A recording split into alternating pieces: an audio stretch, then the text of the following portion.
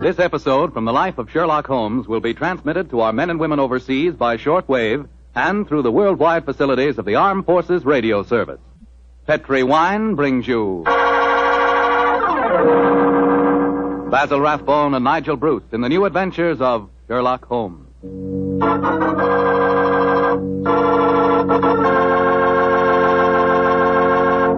The Petri family, the family that took time to bring you good wine, invite you to listen to Dr. Watson tell us about another exciting adventure he shared with his old friend, that master detective, Sherlock Holmes. Say, and I've got a little something to tell you myself. I want to tell you that if you haven't sent in for your free recipe calendar, I think we've still got enough on hand to take care of you if you hurry.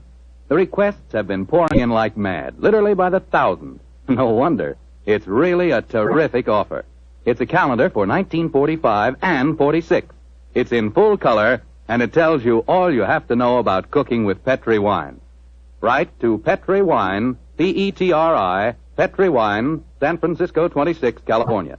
San Francisco 26, California. But better hurry so we can get your recipe calendar to you immediately.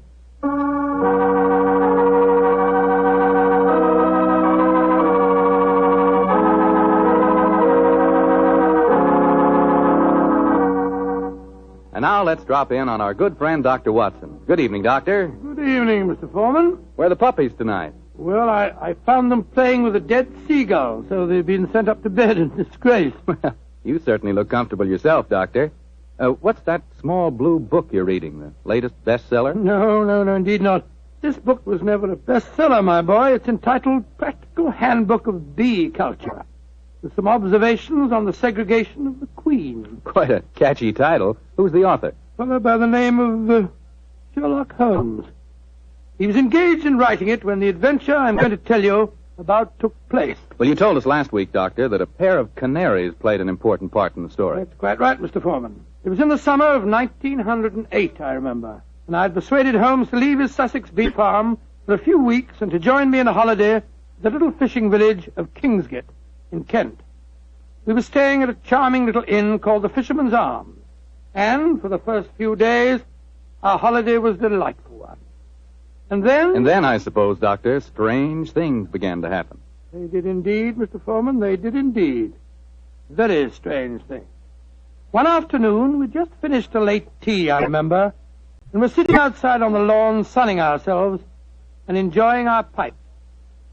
Holmes lay back, with his long, thin fingers clasped behind his head, gazing thoughtfully at the multicolored fishing boats bobbing at anchor in the harbor.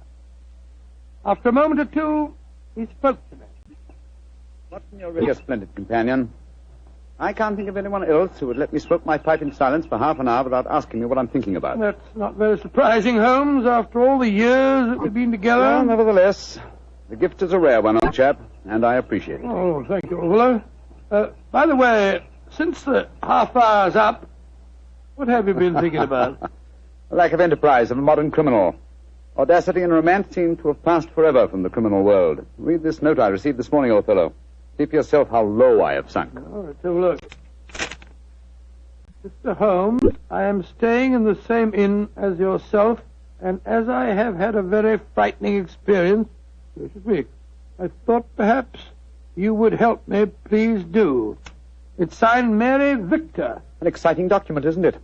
Written on lavender notepaper, reeking of perfume, and the handwriting is obviously that of an adolescent girl. You haven't bothered to answer, of course. Oh, yes, I have. I sent a message back by our good landlord that I would be glad to see her. Why, Holmes? You came down here to complete your handbook on bee farming. Oh. Confound it. Those two wretched canaries are getting their sunbath on the windowsill above us. Oh, I think it's rather jolly to hear the little fellows chirping away up there. Oh, I find the sound most distracting. Let's go inside. You know, Holmes, those birds are owned by a charming couple, Mr. and Mrs. Wainwright. I was chatting with them on the stairs this morning. I'm afraid their charm will escape me as long as their pets continue to tweet in that irritating manner. You've spoken of the peace and quiet at the country inn, Watson, and yet I find that... Come in. Ah, Miss Mary Victor, I presume. Yes, Mr. Holmes. Please come in and close the door, won't you? Thank you. This is my old friend, Dr. Watson. You may speak quite freely in front of him. How do you do, Miss Victor? How do you do, Doctor? Now, sit down, young lady, and tell me what's troubling you. Mr. Holmes, I came down here from London to get away from someone. but I've been followed. I've been afraid to leave the inn. Until last night I felt I couldn't stand being cooped up any longer. So I went for a walk on the seashore. Someone followed me, Mr. Holmes. I ran back here as fast as I could. But now he knows where I live. And I'm frightened. Please help me. My dear Miss Victor, I'm afraid you must be much more specific before I can help you.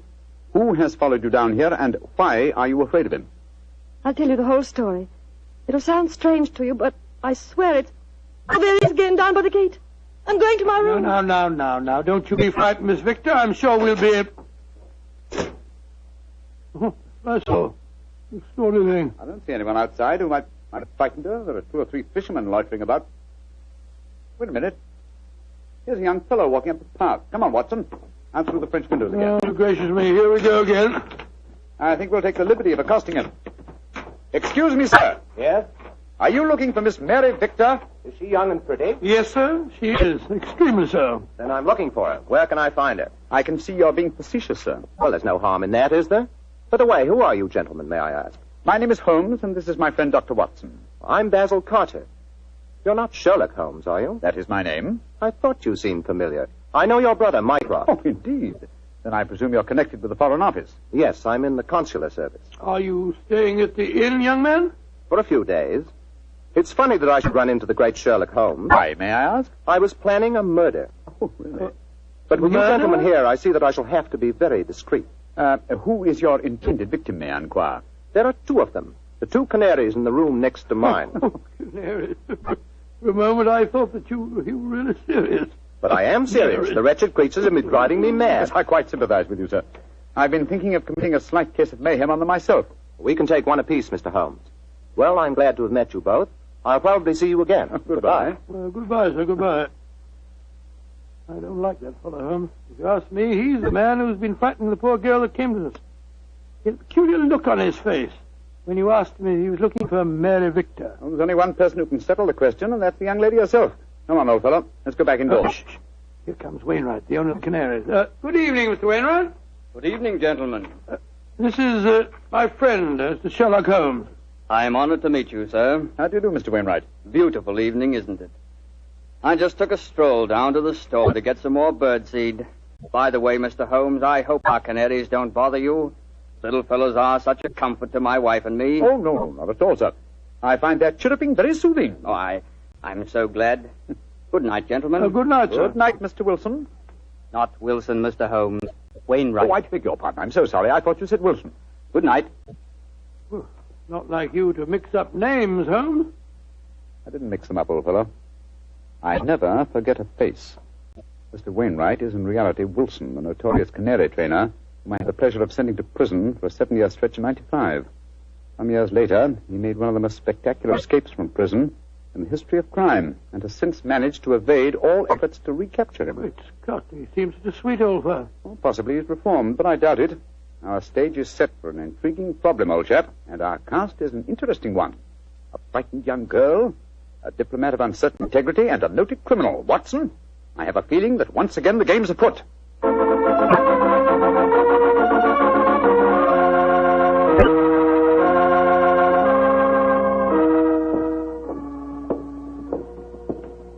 Holmes, why are we strolling along the pier instead of staying at the inn? I thought you said that you were expecting trouble. I am, old chap, and I'm sure it'll find us out. You know, Holmes, I'm still completely mystified by the behavior of that girl, Mary Victor. I knocked at her door last evening, again this morning. I couldn't get any answer. And the landlord told me that she was not seen at dinner last night, nor at breakfast this morning, and yet her room has not been vacated. Curious. Hello, there's the village constable, sunning himself at the end of the pier.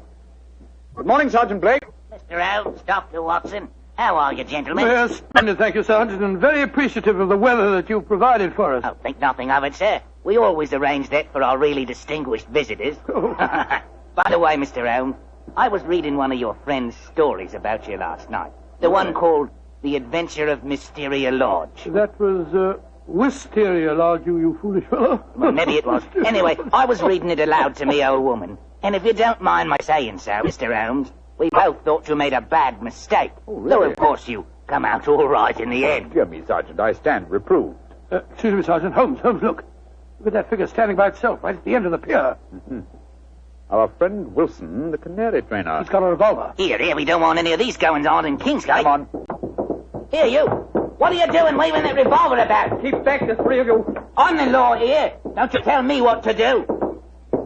Keep back, I say. I'm not afraid to fire. I'll do as he says, Sergeant. He's no one to trifle with. Just exactly what are you up to, Wilson? You caught up with me once again, Sherlock Holmes.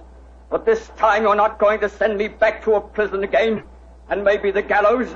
If I can't escape you, then I'll take my own way out with this revolver. Wilson, what in thunder are you talking about? The murder at the inn last night. I did it. Murder? I'm confessing in front of the three of you. Oh, you leave my wife alone. She didn't know anything about it. Now, I hope you're satisfied, Mr. Sherlock Holmes. He's pointing the revolver as he heads. Wilson, you fool, stop it! Strike me pink. He done it. Over the pier and into the sea. Get help, Sergeant. It's possible he isn't dead. Right, sir. Come on, Watson. We're going back to the inn, I suppose. Of course we are. We've just heard a murder confession, but we don't know who has been murdered.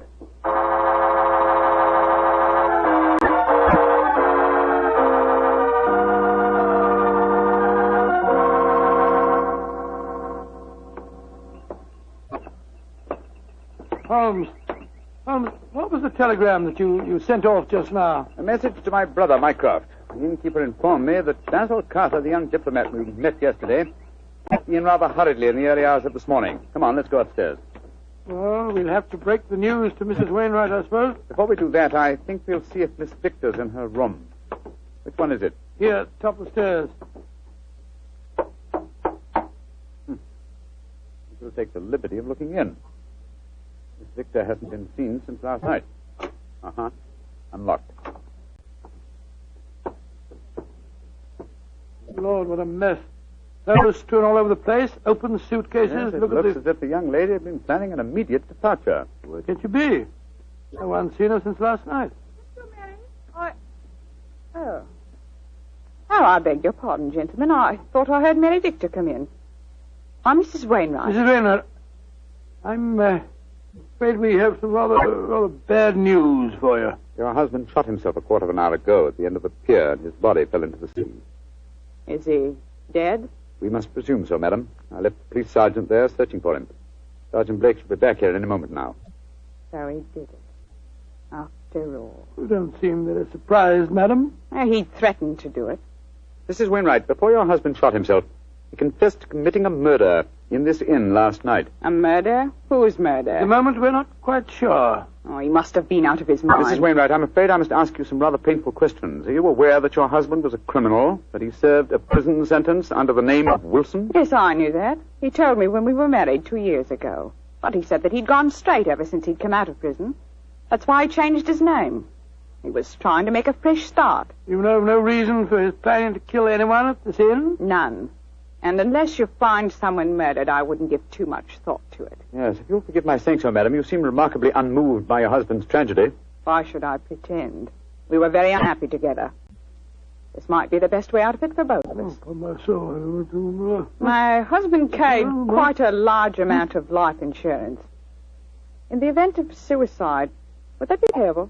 Depends on the policy, madam. But I must say that from your attitude, I begin to doubt whether your husband is dead. What do you mean? I mean that if Mr. Wilson, or if you prefer it, Mr. Wainwright, wished to disappear in spectacular style, what could be simpler than to pretend to shoot himself, drop into the sea... Mr. Holmes! I'm up here, Sergeant. Did you find him? Yes, Mr. Holmes. We fished him out right away. Dead as a doornail. Shot himself through the head, he did. Well, that disposes of your last theory, Holmes. Did you find the revolver, Sergeant? Yes, ma'am. Got it right here with me. One bullet missing. Have you found out if anyone here's been murdered, Mr. I Holmes? found out very little as yet. Wait a moment. Listen. I don't hear anything. Exactly, you hear nothing. Yet we're within a few feet of the Wainwright's room. What do you mean, Mr. Holmes? I mean that there is one sound we should be hearing very clearly at the moment. Why didn't I think of it before? The sound of your canaries chirruping. We've heard little else for days. Come on, Watson. Where are you going? Your room, madam. I'm afraid I must dispense with asking your permission. You're already in my room. It seems a little late even to mention the subject. Here's the bird cage and the windowsill. Oh, the Birds are gone. No, old chap. If you look more closely, you'll see them on the bottom of the cage. Let me open this door and get one of them out. By Jove, Holmes. They're dead. And yet when we entered the inn a few minutes ago, they were still chirruping. But who on earth would want to kill a couple of birds? That, my dear fellow, is one of the things we have to find out. So far, I must admit, I'm puzzled. We have a self-confessed murderer, and the nearest thing we can find to a corpse is a pair of dead canaries.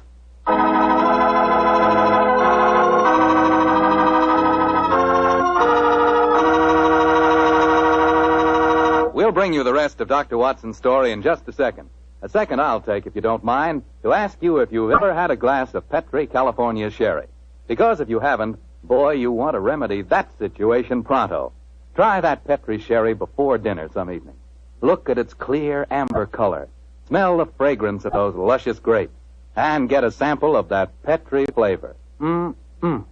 That Petri sherry can turn the usual before-dinner lull into a main event. And say, if you like your sherry dry, as I do, wait till you taste Petri Pale Dry Sherry. Is that ever good? But after all, when it's a Petri wine, it's always a good wine.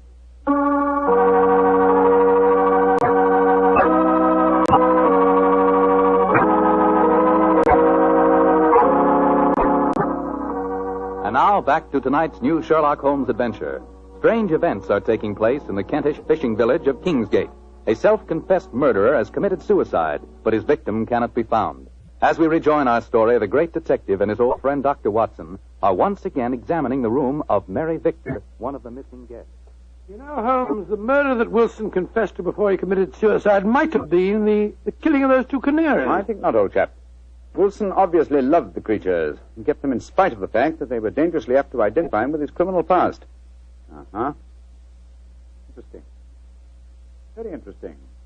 Huh? What have you found? This note lying on Miss Victor's dressing table. Yeah. Let's have a look. You think you can hide from me, Mary, but you can't.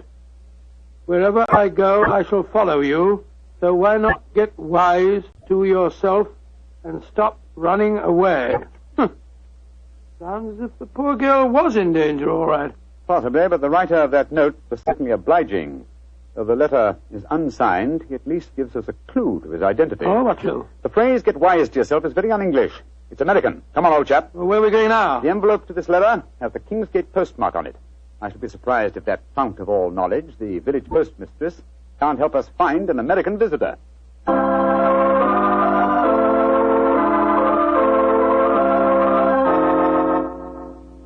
Yes, I know the young man you must be looking for, gentlemen. His name's Walter C. Bunker. He's been in here to send telegrams, and his accent's so strong you could cut it with a knife. Just like one of the Red Indian fellows you read about, you know. Can you tell me where he lives, madam? That I can, sir. He's been rooming at Mrs. Bell's house. 15 Laburnum Grove, down behind the gas works. 15 Laburnum Grove, Mrs. Bell. Thank you. Thank you very much. I'm very much obliged to you.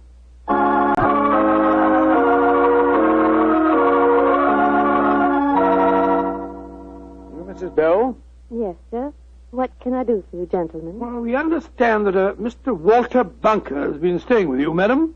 That he has. A nice young American gentleman. Is he at home, may I ask? No, sir. And I'm worried about him. This morning, when he goes out, he asks me what the nearest cemetery is. Cemetery? Oh, gracious me. Huh? I tell him, and then he gives a queer kind of laugh. I'm not sure I'll see you anymore, he says. And then he walks off, and I haven't seen him since. I tell you, I'm worried about him, gentlemen. And where is the nearest cemetery, Mrs. Bell, the one you directed him to? About 3 miles from here. Mm-hmm. Just this side of Branson Woods. Thank you, madam. Come on, Watson.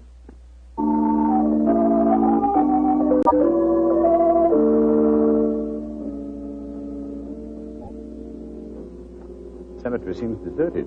Shh. The music comes from the church. Good Lord, it's a funeral. Or a wedding. Come on.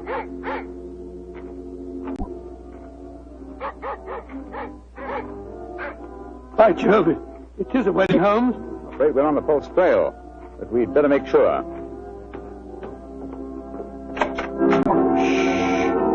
Quiet, gentlemen, please.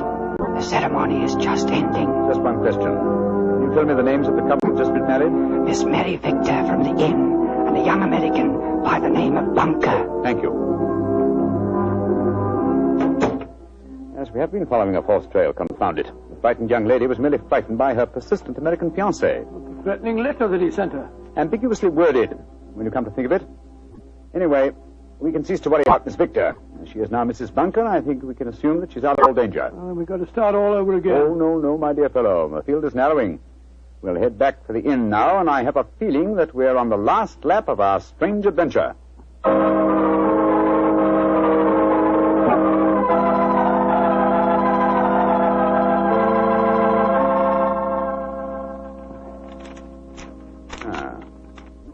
Yes, here's another suspect eliminated. This telegram is from my brother Mycroft. I telegraphed him earlier on today to check on the movements of Basil Carter, the young man who left the inn so mysteriously in the early hours of this morning. His answer informs me that the gentleman in question was recalled to the Foreign Office suddenly and arrived quite safely a few hours ago. Well, now I'm completely puzzled. And I, old fellow, at last see daylight. Wish I did, Mr. Holmes. Sergeant, go upstairs and get the dead man's widow and bring her to my room, please. And then I think I can give you the solution to this problem.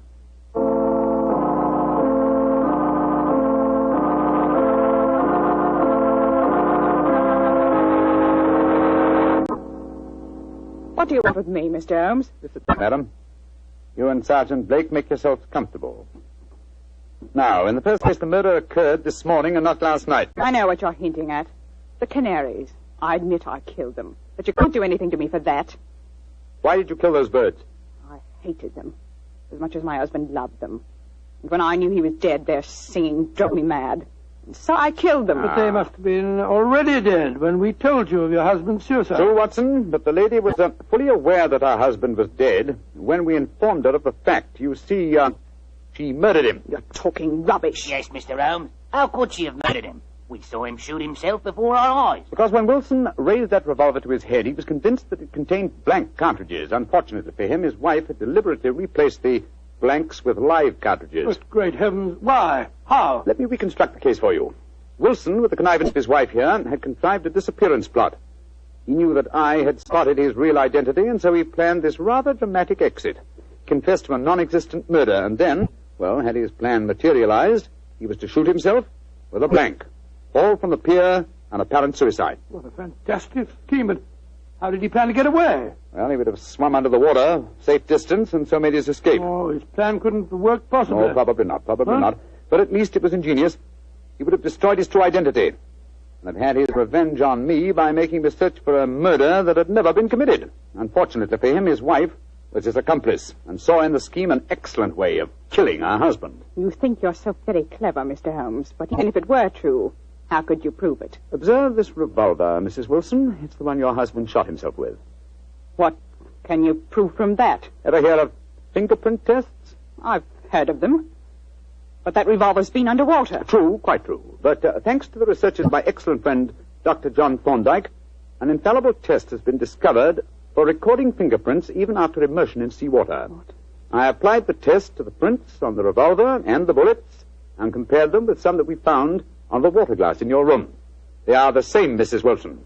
Now, does a man let his wife load his suicide weapon? Sergeant Blake, I think it's obvious that the time has come for you to take over the case. All right, so I did change the bullets. I hated him. I'm glad he's dead. And what's more, I'd do it again.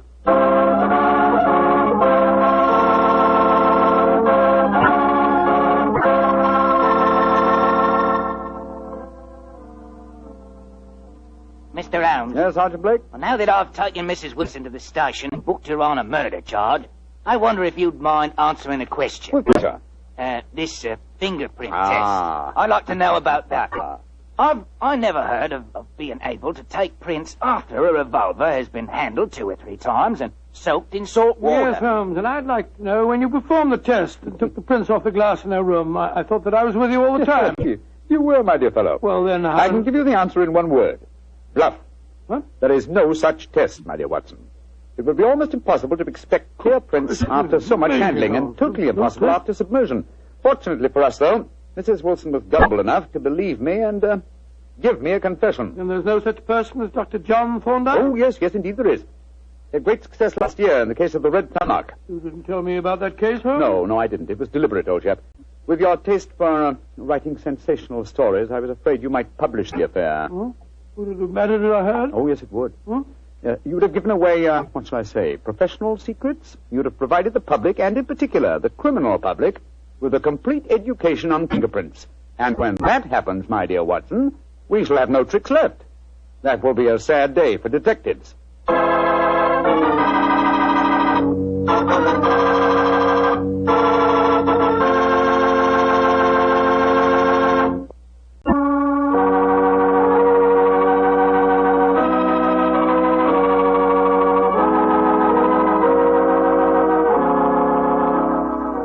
Tonight's Sherlock Holmes adventure is written by Dennis Green and Anthony Boucher and is based on an incident in the Sir Arthur Conan Doyle story, The Adventure of Wisteria Lodge.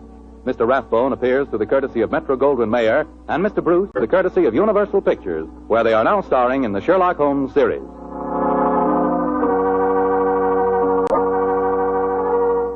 The Petri Wine Company of San Francisco, California, invites you to tune in again next week, same time, same station. This is Bill Foreman saying goodnight for the Petri family. Sherlock Holmes comes to you from our Hollywood studios. This is the Mutual Broadcasting System.